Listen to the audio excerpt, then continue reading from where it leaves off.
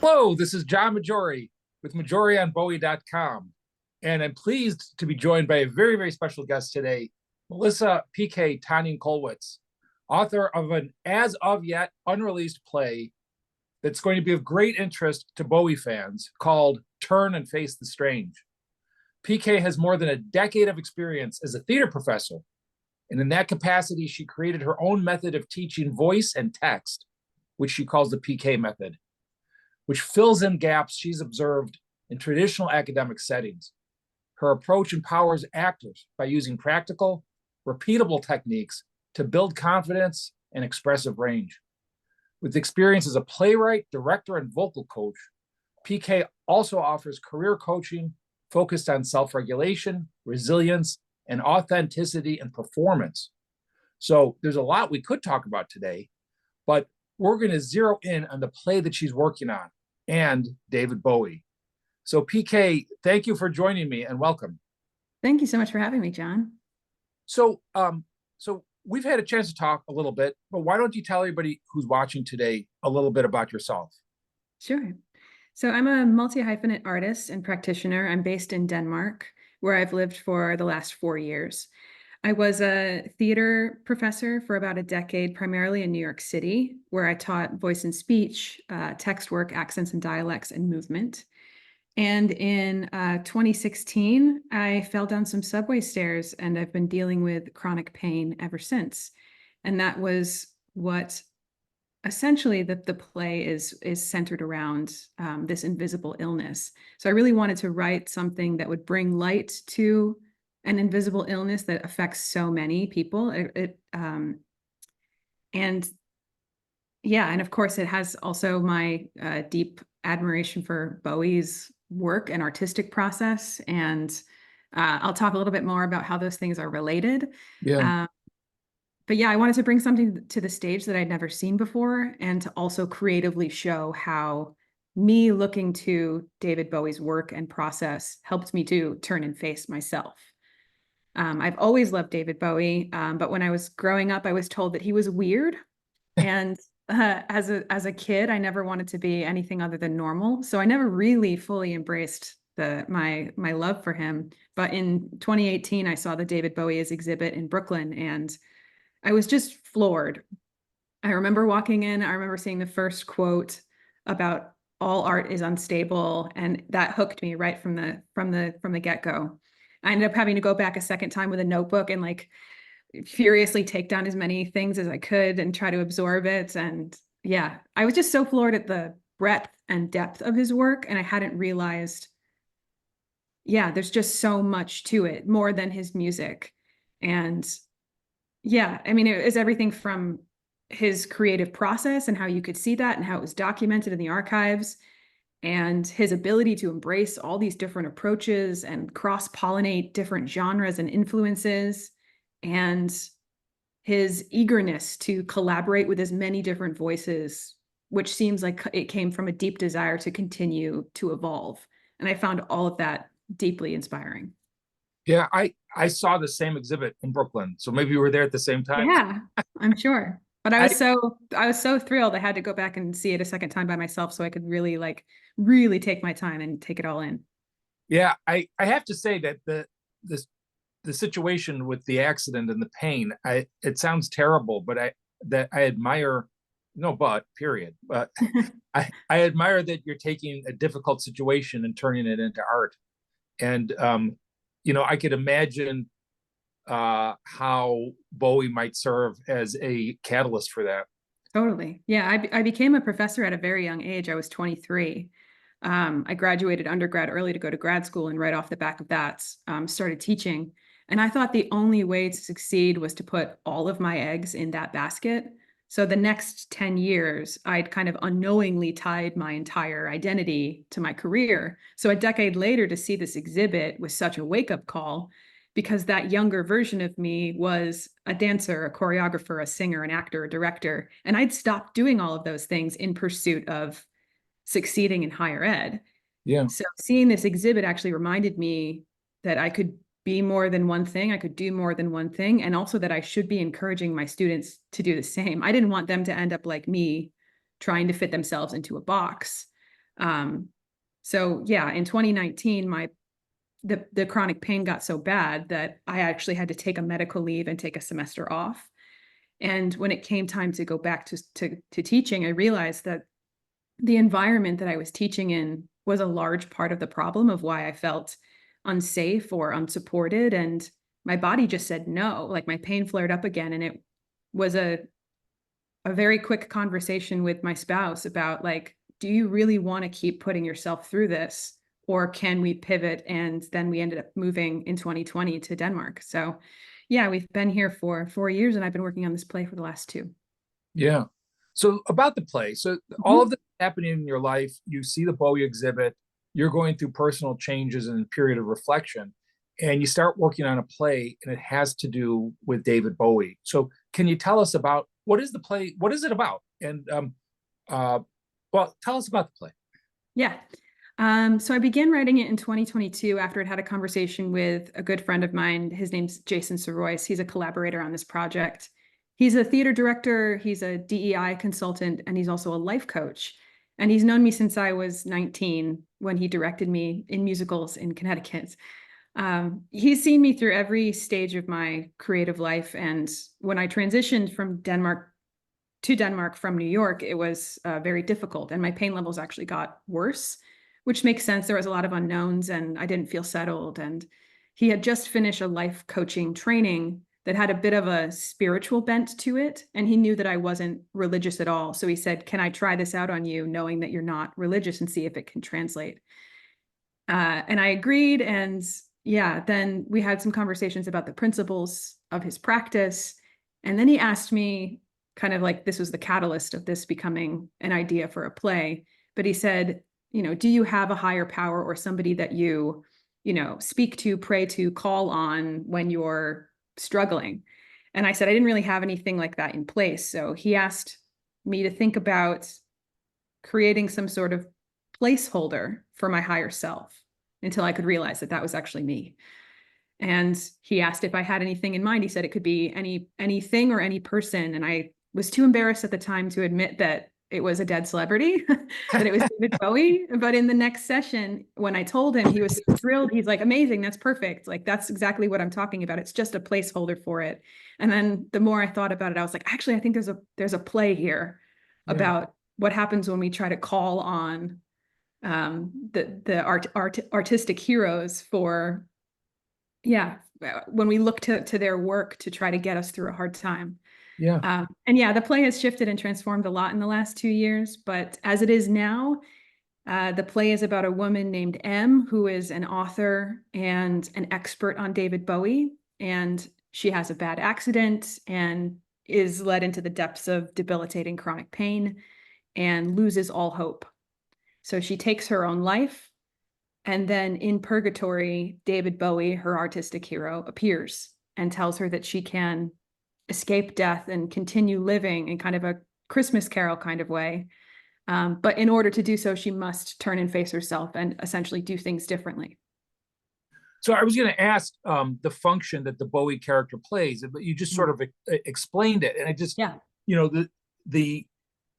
we talked before we started recording this interview, and you were telling me about the Bowie is sort of the stand-in for the higher power, but it's just, as you're explaining it, it's just clicking actually how that's working in the play. And it occurs to me that I've heard from several other people how they organize their lives or thoughts somehow around Bowie. And I actually did this myself. I had a tough year a couple of years ago, and I mentally sorted out what was happening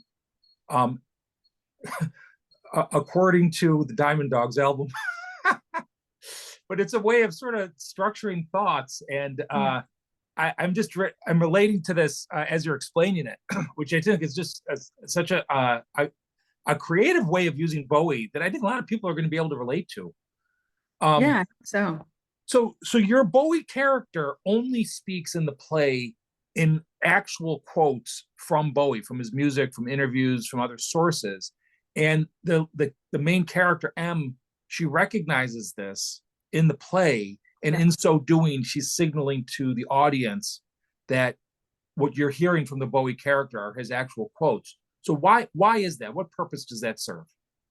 Yeah, I think when I first realized that there's a play here, I wanted to give myself this creative obstruction that this manifestation of David Bowie could only say things that David Bowie has actually been recorded having said or sung. And I Yeah, love verbatim theater, like Tectonic Theater Project, Anna Devere Smith, Sarah Jones, deeply inspired by them. So I wanted there to be like an aspect of verbatim theater in this piece. And I never wanted to put words in his mouth because I'm less interested in David Jones as a yeah, person, and I'm more interested in David Bowie, the artist. yeah, So I think that this David Bowie manifestation is how Bowie lives in all of us, which is in quotes and lyrics and images and melodies. yeah. Yeah. So I think I understand based on your usage of the term, but I had not heard the term verbatim theater before. What is that? Yeah. Verbatim theater is, well, I think anything that's taken verbatim is like, for example, a Tectonic Theater Project has several pieces that are pulled from verbatim, which is they went to, for example, the Laramie Project. They went to Laramie, Wyoming, and they interviewed the people of the town about the death of Matthew Shepard. They used that actual text Yeah, verbatim in yeah, a theater piece. So it's all yeah, sourced from real life. right. Yeah. Okay. So um, okay.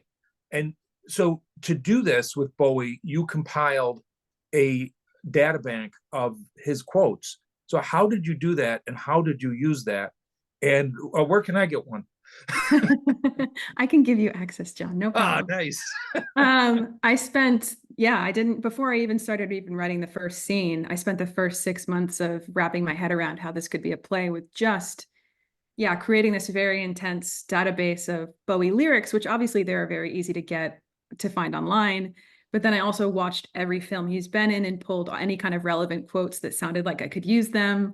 I watched documentaries. I watched every interview that exists on YouTube and transcribed all of the relevant quotes from that. So I've got this massive database which contains essentially all of the possible text that this David Bowie manifestation character could speak.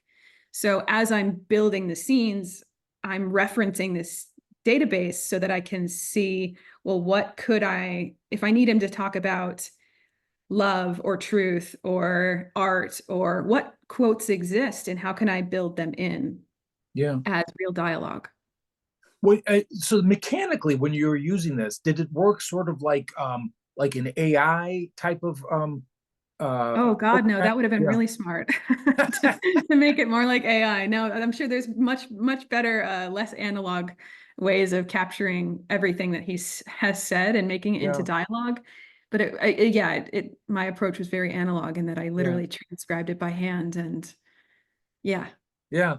Well, I mean, not for anything, but um, separate from the play, if you publish that, I think there'd be a market for it. I'm sure there would be everything David Bowie has ever said out loud. Yeah. Of course, I've read I have a bookshelf of books behind me of many Bowie scholars who I've interviewed for this process too. Because the main character is an expert on Bowie, I wanted to talk to Bowie experts. I wanted to get in their heads and see why Bowie, right? Yeah. I'm going to ask you that question, but not quite. I knew it was coming. Yeah. So let me just sort of go back over. You were talking about your own experience with pain, Yeah. which explains why that's a subject matter in this play. And I'm not going to give too much away about some of the other themes, but I will sort of tease that Bowie has some relevance to some of the other themes of the play. Do you see a particular relevance between Bowie or his music or things that he said and the subject of pain? Yeah, absolutely. Yeah. For me, yeah, in addition to Bowie being a character that speaks only in Bowie quotes about, everything from an artistic point of view to like life philosophy, the other main aspect of this play that I think makes it unique is that there are three different actors playing other parts of M that speak for her. So the pain is showed through these three actors, and those three characters are mirrored in our nervous system states. So that means the first one is how we fawn, right? So in how we evolved, our nervous system states, the most evolved nervous system state is fawning or people pleasing, right? We use language and communication to try to keep ourselves safe, to maintain the status quo. When that doesn't work, we revert to the next level of the nervous system states, which is fight or flight, right? So if talking doesn't keep me safe, then I will either fight or I will run away. Yeah. And then if that doesn't work, then I freeze. And I think a lot of people nowadays, especially kind of post, because of COVID and everything, we are existing in this kind of functional freeze, which is a state of numbness or dissociation or disengagement from emotions and sensations and our needs due to chronic stress and trauma. So each of these characters represents the three nervous system states, and we can see in the play how these three characters or parts of M have been running her life and speaking for her. So she actually has to work with them and listen to them and accept them in order to heal herself and stop perpetuating her own pain. Yeah. It's Bowie's, we've been calling them adventures, but he takes her through a mirror as like a kind of portal into a liminal space and takes these parts and teaches them about how to do things differently. And I actually use 3 different, what I'm considering Bowie strategies or approaches that he's used in his artistic practice for writing. So I use a verbicizer, right? The cut up technique as one. The second is through painting, and the third is through movement and dance. Yeah. And they're each meant to help these different parts of her to not keep perpetuating her pain. Yeah. Yeah. Yeah. So you, in addition to the dialogue, you have some of Bowie's music sort of woven throughout the play. Yeah. And it seemed that when the subject of pain was introduced, you used the song Sunday from Heathen. And it's a beautiful song. It's actually, I was thinking about this, and I was thinking that it's actually one of my favorite Bowie songs, and certainly among those that are not especially well known. Yeah. So you're introducing a song that some people know. It's not that Heathen was like the Great Lost Album, but it's not Let's Dance or Changes or something that everybody knows. Right. But it is a difficult song, and I guess I'm wondering how you're using the music to underscore what's happening in the play, or what M is talking about or experiencing. And I sort of wanted to just zero in on the song Sunday.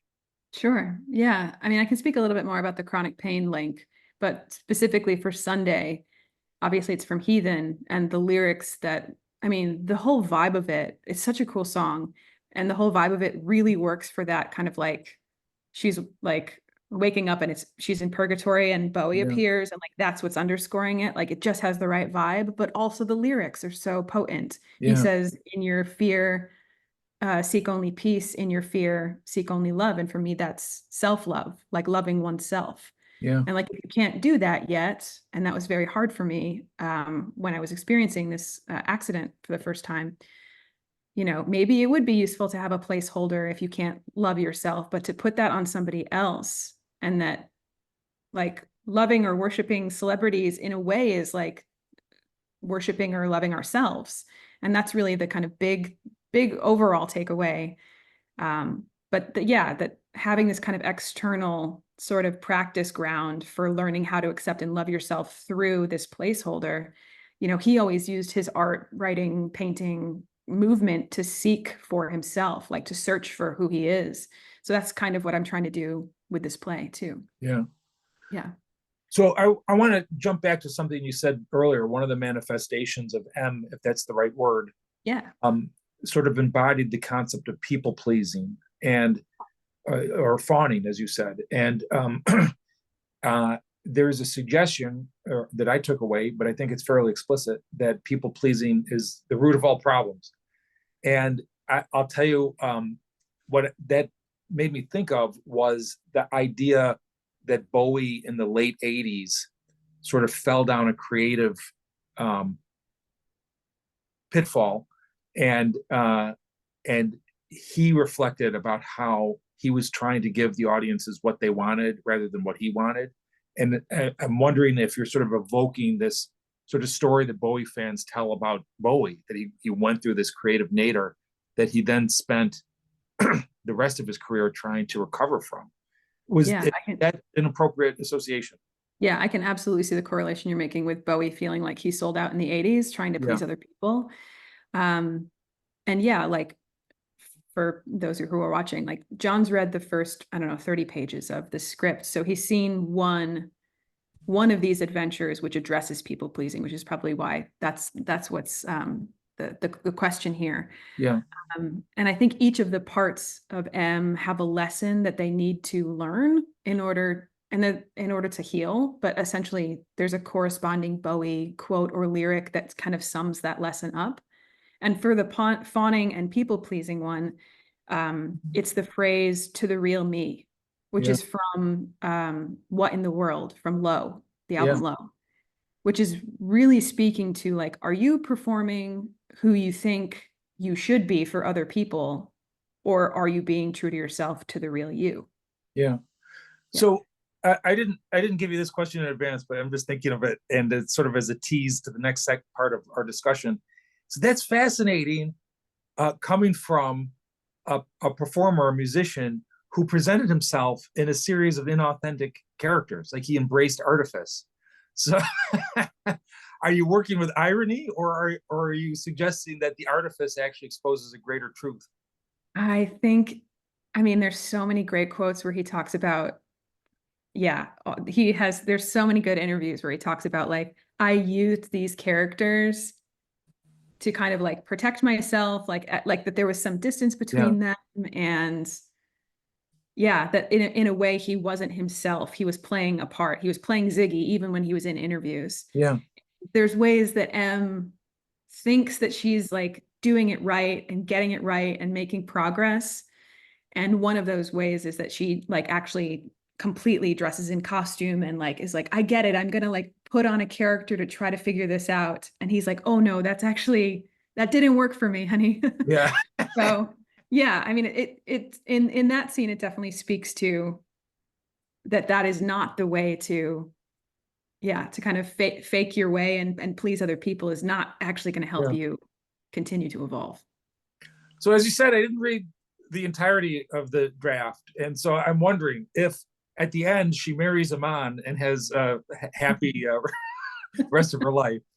But you're not going to tell me that. So let me ask you one more question about the play, and then we're going to take a break, and we're going to come back next week and talk more really about David Bowie. So we're talking about this play. I think a lot of Bowie fans in particular, and people that aren't Bowie fans, are going to be really interested to see this. You're not done writing it. Do you have any sense of the time frame? Do you have a sense of when people might be able to see this for themselves for the first time?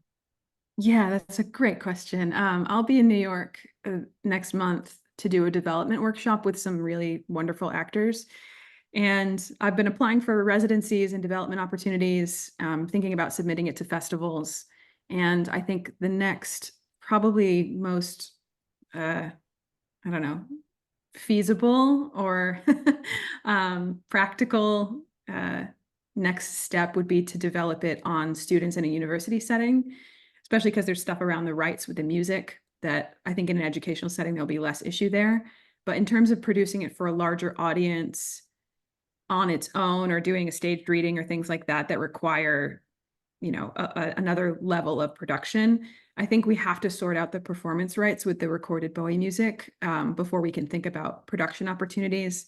So I mean, I've seen so many playwrights' journeys that like it takes them 10 years before they can get their play produced in a more commercial venue. So I know that I'm kind of in it for the long haul, but I don't really have a great answer for you in terms of when can people see it. Well, I'm looking forward to it, and I do hope the first time it's shown, it's in New York, because I live in New York. I hope so too. That's the goal. Yeah. Well, PK, thank you very much. We're going to take a break for people watching or listening to this when it's initially posted. We will come back next week with the second part of this discussion, where we're going to focus more on David Bowie. And but let me take the opportunity to thank you right now, and I look forward to continuing this conversation. Yeah, thank you so much, John. Really appreciate it.